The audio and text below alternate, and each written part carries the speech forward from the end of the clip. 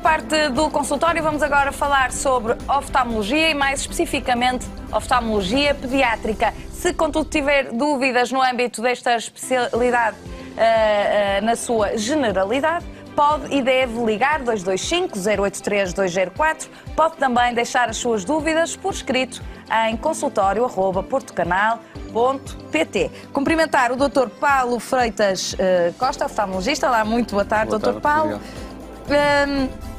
Há aqui alguns receios e alguns mitos à volta da oftalmologia pediátrica. Os olhos assustam, não é? As pessoas, ninguém quer ter doença, mas ao nível dos olhos faz confusão a muitas pessoas e aos pais, naturalmente, também faz confusão quando vêm os filhos ter aqui algum problema ao nível dos olhos. O que é que convém aqui esclarecer ao nível da oftalmologia pediátrica? Antes de mais, boa tarde e obrigado pelo convite e pela oportunidade de cá estar. De facto, assim, há alguns mitos, alguns conceitos que são, em parte, errados, que convém esclarecer. E na oftalmologia pediátrica, como é a área onde eu me atuo mais e tenho mais preferência, decidi focar-me mais nesta área. Portanto, realmente, quer dizer, quando um pai chega a uma consulta com o seu filho, muitas das vezes convencido que o filho não tem problema algum, depois fica sempre assustado quando sai, por exemplo, lá com os óculos ou com um diagnóstico que não estava tanto na perspectiva. E há algumas dúvidas que depois surgem durante a consulta e acho que era bom esclarecer essas questões. E talvez começaríamos pelo estrabismo, eventualmente, que é uma área que preocupa muito e as pessoas não sabem qual é a parte mais importante que nós temos que nos focar, quer no diagnóstico, quer depois no tratamento. Agora, qual é a idade, antes de tentarmos perceber quais as doenças que podem afetar mais as crianças ao nível dos olhos, qual a idade ideal, na sua opinião, para uma primeira consulta? Assim, atualmente o próprio Sistema Nacional de Saúde já tem em marcha, já está a funcionar isso e com bom resultado. Portanto, todos os miúdos atualmente são rastreados e vai-se tentar isso de forma universal até aos 2 anos de idade. Portanto, são chamados aos centros de saúde, são observados por um técnico e depois são convocados aqueles que o rastreio assinala positivo para uma possível patologia. Portanto, até aos 2 anos há doenças que se podem desenvolver, não é? Sim. Todas as crianças, idealmente, deviam ser vistas até aos 2 anos de idade. Algumas mais cedo, mesmo no primeiro ano de vida, nos primeiros 6 meses, dependendo também dos antecedentes familiares que tenham. Mas, de uma forma geral, até aos 2 anos, todas as crianças deviam ser observadas e rastreadas, porque o importante aqui é o rastreio, exatamente. É começar a perceber... Porque a maior parte das patologias que nós vamos diagnosticar nesta fase não dão sinais clínicos, ou seja, o pai ou a mãe não se apercebem que o seu filho pode ter um problema. Só com o rastreio é que e por outro lado, uma criança não se queixa, mesmo mais velha, quando já está na idade de falar, com 3, 4, 5 anos, tem um problema visual e não se queixa porque acha que é normal ser assim porque nasceu assim e, portanto, não sabe que a realidade pode ser diferente. Portanto, é muito importante aí o rastreio para identificar. É muito importante rastrear, exatamente isso. Pronto, e, portanto, é normal também o pai ou a mãe, chegar à consulta com o filho que aparentemente é mesmo para rastreio e vai estar convencido que está tudo bem, depois tem alguma alteração e fica preocupado e aí surgem algumas dúvidas. Portanto, há aqui esta ansiedade à volta das questões. Quando é pedido que as crianças vão, passar aqui a mensagem que é mesmo para ir, não é? É mesmo para ir, exatamente. Sim, é fundamental, porque há certas patologias. As patologias que nós procuramos nestas idades é para corrigir nesta idade. Portanto, se nós diagnosticarmos aos 8 anos, aos 7 anos, às vezes aos 6 anos, já é tarde demais. Então vamos dar aqui exemplos, pelo menos na população portuguesa, que doenças é que afetam mais as nossas crianças ao nível dos olhos? O tema já foi abordado noutros programas que já cá estive eu e outros colegas também, oftalmologistas pediátricos, vai sempre dar a ambliopia. Portanto, a ambliopia é o não desenvolvimento da capacidade visual de um olho.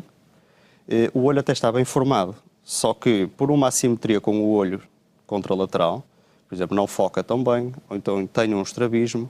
Portanto, se tem os eixos desalinhados, o cérebro só vai aprender a ver com o olho que está dito alinhado e o outro olho, apesar de ter tudo bem formadinho, o nervo óptico, o cérebro não aprende a ver com ele. Pronto. Ou tem uma diferença de graduação de um olho para o outro. portanto, o olho tem mais graduação, portanto, tem um astigmatismo grande e o outro olho não. E portanto, o cérebro vai aprender mais a ver, portanto, desenvolve-se o tal olho preguiçoso, ok? Pronto. Ou, portanto, tem uma catarata, por exemplo. O tema aqui é, nós temos que diagnosticar, por exemplo, estas 3 patologias base para evitar o desenvolvimento de uma ambliopia. A ambliopia é o não desenvolvimento da visão num dos olhos. Porque nós não corrigimos esta patologia. Pronto. E, eventualmente, aquela que é mais frequente, as 2 mais frequentes é o estrabismo e a anisometropia, que é, portanto, um olho tem uma graduação inferior à do outro. Por exemplo, se uma criança tiver 2 dioptrias de astigmatismo num olho e no outro olho tiver meia dioptria, portanto, o olho que tem a graduação maior, se não for corrigido com óculos, para os 2 olhos trabalharem na mesma proporção, vai ficar para trás. Desenvolve, por exemplo, só 40% de visão. E se nós só lhe pusermos os óculos aos 8 ou aos 9 anos, ele desenvolve, por exemplo, dos 30 aos 50, mas depois daí não passa. Porquê? Porque não foi estimulado a aprender mais. Entretanto, estamos a ver na imagem agora exemplos de estrabismo. Aqui o estrabismo, eu pus aqui 2 perguntas, duas afirmações tipo, que é muito comum. A primeira é dizer que os pais acharem que o filho tem estrabismo. O meu filho tem estrabismo, mas não se nota sempre. Nota-se sobretudo nas fotografias. Esta situação, quando o pai me diz isto, ou a mãe, eu fico mais descansado, porque normalmente um estrabismo da fotografia não é um verdadeiro estrabismo. Portanto, eu pus ali aquelas fotografias em que nós vemos que do lado... As diferenças, não é? Exatamente. Do lado esquerdo da imagem... que o estrabismo verdadeiro seja o do lado direito da imagem, não é? Porque a maior parte das vezes a criança, quando está a tirar... Quando nós tiramos uma fotografia ao nosso filho, ele é pequenino, e ele nunca está com a cabeça assim, direitinha. Portanto, ele está assim com a cabeça, ou olha assim, e portanto... Como a fenda palpebral ainda não está perfeitamente desenvolvida, ou seja, o crescimento da face ainda vai a face ainda vai modificar, normalmente os miúdos têm uma certa prega da pálpebra, a pálpebra superior corta assim verticalmente e, portanto, acaba por, se eu estiver com a cabeça virada um bocadinho para a direita, o meu olho direito tem que olhar para a esquerda e deixa-se de ver a parte branca. E, portanto, naquela imagem do lado esquerdo, parece que o olho esquerdo está metido para dentro, certo. Mas não está. Se nós formos ver o reflexo do flash, ele está centrado nas 2 córneas, centrado no olho. Enquanto que do outro lado, aí sim já é um verdadeiro estrabismo.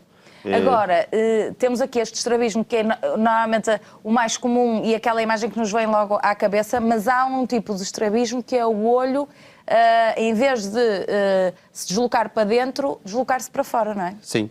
E também trouxe uma imagem a propósito disso, mas se puderem passar outra vez só para eu não perder uma linha de raciocínio, que é associada a essa ideia de que o meu filho tem estrabismo, nota-se na máquina fotográfica, nas fotografias. Tudo bem. E depois há o contrário, que é o meu filho tem um bocadinho de estrabismo, mas dizem-me que isto é normal e, portanto, com o crescimento vai passar. Aqui está de novo. Ora bem, portanto, aquele miúdo da fotografia do lado direito, o que tem o verdadeiro estrabismo, portanto, nós podemos aceitar uma incoordenação dos movimentos oculares até aos 4 meses de idade. Portanto, é normal às vezes terem, sobretudo, estrabismos que são transitórios e variáveis. Agora, aquele estrabismo que é fixo, que é verdadeiramente um estrabismo, a partir dos 4 meses, 6 meses, não é normal e, portanto, não vai passar. Portanto, nós não devemos também ter esse conceito errado de que é normal ter estrabismo nos primeiros meses de vida. Sim, é verdade, ter uma incoordenação dos movimentos, sobretudo se forem fugazes e transitórios, mas se forem fixos, não é normal. Portanto, tem que ser visto. Okay? Agora, quando não são fixos, sim, e quando são para fora, podem ser na mesma? São. Portanto, nós temos estrabismos convergentes e estrabismos divergentes, que normalmente também se associam a graduações diferentes. Nós temos uma segunda imagem que tem umas fotografias de diferentes tipos de estrabismo. Isto são mais fotografias do mesmo, exatamente, em que nós vemos algumas crianças, por exemplo, a primeira e a segunda, aparentemente parecem ter estrabismo e não têm estrabismo. Portanto, é da posição da cara. Exatamente. Mas para baixo temos, portanto, aqui. Portanto, quando nós diagnosticamos um estrabismo, portanto, os pais chegam à consulta, suspeitam que o teu filho tem estrabismo, nós de facto têm um estrabismo. Normalmente, grande parte dos estrabismos convergentes associam-se à hipermetropia, que é um nome que as pessoas não conhecem. As pessoas conhecem em termos de óculos, acham que, ora bem, é miopia e astigmatismo, mas há um tipo de graduação, um erro refrativo, que é normal nas crianças, que se chama hipermetropia. É normal até um certo patamar. A partir de um certo grau, a partir das 3, 4 dioptrias, a criança tem que fazer tanto esforço para focar que pode esse esforço levar a uma convergência. E, portanto, desenvolvem-se os estrabismos convergentes, em que nós vemos que na primeira imagem... Ou seja, a corrigir com óculos, exatamente, provavelmente tem quando nós solução. pomos os óculos, alguns destes casos corrigem totalmente. Portanto, se nós, só com os óculos, está curado o estrabismo, digamos assim, e os eixos visuais ficam alinhados e, portanto, a criança tem, a partir desse momento, condições para desenvolver a visão dos dois olhos. No segundo caso, é o caso que estava a falar há pouco, que é, portanto, tem uma criança que tem um estrabismo divergente, portanto, um olho foge. Normalmente estas crianças até passam muitas vezes despercebidas, são diagnosticadas mais tardiamente. Porquê? Porque normalmente o estrabismo é mais para longe. O estrabismo convergente é quando as crianças estão quanto mais perto, normalmente mais evidente é o estrabismo. O estrabismo divergente, quanto mais longe, mais evidente é, normalmente. E, portanto, as crianças muitas vezes, quando têm 3, 4 anos, estão mais focadas no perto. E, portanto, quando têm estrabismos divergentes, são intermitentes. Portanto, nem sempre se nota, é só quando eles estão distraídos ou muito ensonados, já não têm controle sobre o desvio ocular e, portanto, lá começa a desviar. A luz também pode... Sim, normalmente estes miúdos tapam o olho, têm alguma fotofobia, têm dificuldade com a luz. Estes miúdos muitas vezes são diagnosticados mais tardiamente, mas normalmente também são menos problemáticos. Porquê? Porque como eles estão focados para perto, estão com os olhos alinhados, nunca desenvolvem a tal ambliopia. Porquê? Porque se eles estão para perto e para o intermédio, estão com os olhos bem alinhadinhos, eles vão desenvolvendo a visão de um olho e do outro. Portanto, o cérebro aprende a ver com os dois. Se eles começam a desenvolver a miopia... só para não haver aquele desvio, não? Pois, normalmente os pais são muito preocupados aqui, porque se eles forem... Ou seja, tem muitas questões, porque se eles forem hipermétropes, se a hipermetropia ajuda à convergência e eles têm um estrabismo divergente, nós não lhes receitamos óculos, porque eles são hipermétropes, então têm controle sobre o estrabismo, e o estrabismo só fica notório quando eles estão muito cansados. Então nós estamos, então está melhor, tem desviado muito? Não, continua com o estrabismo. E não se faz nada não, porque ele não desenvolve a ambliopia. O nosso problema aqui é o desenvolvimento da capacidade visual. Portanto, aquilo é só uma questão estética. Às vezes eles com o crescimento começam a ter bom controle sobre isso e, portanto, começa-se a notar menos. Outras vezes começam então a perder o controle sobre o estrabismo, já não conseguem alinhar os eixos e nós podemos ou operá-los. Ou então, muitas vezes, se eles começam a desenvolver miopia, ao contrário da hipermetropia, a miopia ajuda à divergência, nós com os óculos também os corrigimos. Portanto, as situações com os óculos, que é o que me leva à segunda pergunta a seguir, que é um dos mitos, que é, nós receitamos uns óculos a uma criança e a pergunta normalmente que se segue vai receitar os óculos que é para corrigir. Mas é para corrigir o quê? Que é a minha contrapergunta. E os pais julgam que nós vamos corrigir a graduação. Pronto, que é um grande mito, não só na oftalmologia pediátrica, como na oftalmologia geral. Toda a gente diz, eu uso óculos para corrigir. Para corrigir o quê? No caso de uma criança que tem 3 anos ou 4 anos, é para corrigir a capacidade visual. Portanto, a criança, se tem uma determinada graduação que lhe dá uma baixa de visão, se nós não a ensinarmos a ver os 100%, ela nunca aprende a ver os 100%. E, portanto, tem que usar óculos para poder capacitar o seu sistema visual de ver os 100%. Ao contrário do que os pais pensam. Então, portanto, ele vai usar óculos que é para daqui a um ano deixar de usar. Porque, ou seja, se ele é míope, usa os óculos que é para deixar de ser míope. Sendo não. Que a miopia, ao que sei, e corrija-me se estiver enganada, é sempre a piorar, não é? Normalmente quando é muito pode estagnar, vai mas estancar. Nunca vem para trás, a miopia. Não, normalmente a miopia, a não ser que por outros processos patológicos, mas a miopia do desenvolvimento, portanto o olho é um bocadinho maior do que o normal, se a criança cresce, o olho também cresce e, portanto, com o desenvolvimento a miopia vai aumentando. Agora, tocou aí numa questão, que é uma questão que deve assustar muito os pais, que é quando, e é por isso que muitas vezes as pessoas podem ter medo e também temos que tirar aqui o medo e o alarmismo às pessoas, que é quando se fala em cirurgia e etc. Agora, quando o médico sugere uma cirurgia nestas idades, é porque não há outra opção, deduzo. Sim, esperemos que sim. Portanto, mas nestes casos, quando nós hoje em estamos dia a medicina está avançada ao ponto de não Sim, ser... a evolução tecnológica na oftalmologia é tão grande que leva a alguns conceitos errados, por isso é que é importante falar disso. Uma coisa estamos a falar das crianças até aos 5, 6, 7 anos, são idades em que a criança está em desenvolvimento. Portanto, se a criança não aprender a ver, não aprende mais, portanto, não me adianta depois operar-lhe a miopia. Por exemplo, imagine que uma criança tem uma graduação, lá está, uma diferença de graduação de um olho para o outro, nunca foi detectado e vê, portanto, 20% deste lado, os tais 20% e 100% do outro. Quando ela tiver 20 e poucos anos, eu posso lhe operar a graduação que ela tem, mas ela nunca há de ver mais do que 20%.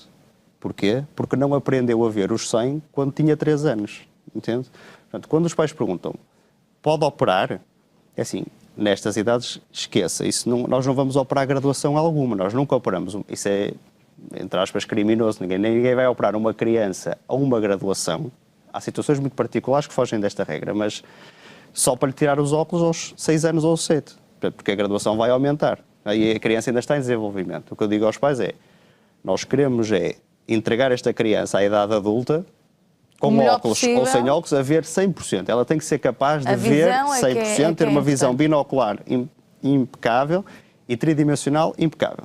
Depois, se ela quiser operar, é ela que vai decidir. Mas o organismo já está mais desenvolvido. Sim, já está tudo desenvolvido. A graduação já estabilizou, ela já não está em desenvolvimento.